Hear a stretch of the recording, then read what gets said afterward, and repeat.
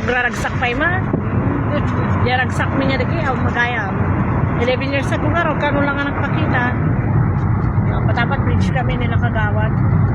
Okay, sa ngayon po ay binabagtas namin ng Patapat Bridge.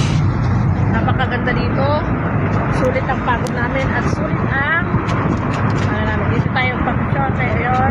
Hindi pa yung maganda ng Jelly Falls. Yan, ganda. Yan, Patapat Bridge.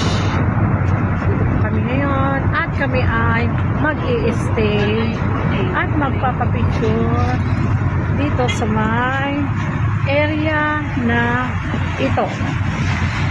Ang ganda, meron pang falls. Oh, yan, falls.